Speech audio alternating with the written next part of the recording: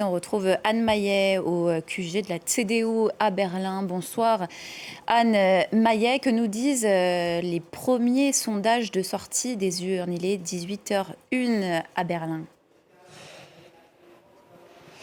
Eh bien, les premières estimations placent la CDU de Friedrich Merz à 28,5%, suivi par le parti d'extrême droite AfD qui est crédité de 20% des votes. En troisième position, les sociodémocrates du chancelier sortant avec 16,5%, les Verts à 12%.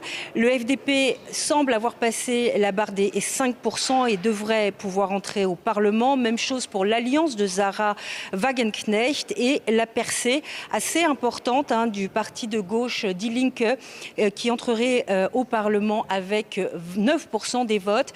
Alors ces premières estimations sont toutefois à prendre avec précaution. Elles pourraient s'affiner dans les heures qui viennent car le taux de participation semble avoir été très important aujourd'hui en Allemagne. Le vote par correspondance également.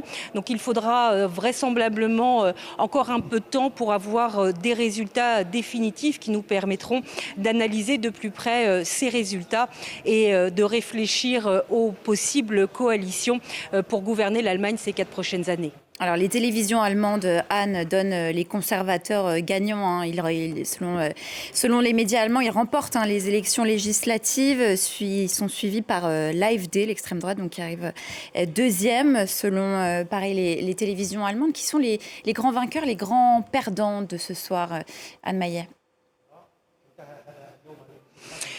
Eh bien, pour les conservateurs de Friedrich Merz, c'est une victoire, mais ce n'est pas non plus un triomphe. Alors, il est évident, au vu de ces premières estimations, de ces premiers résultats, que c'est bien Friedrich Merz qui aura la possibilité de former et de diriger le prochain gouvernement.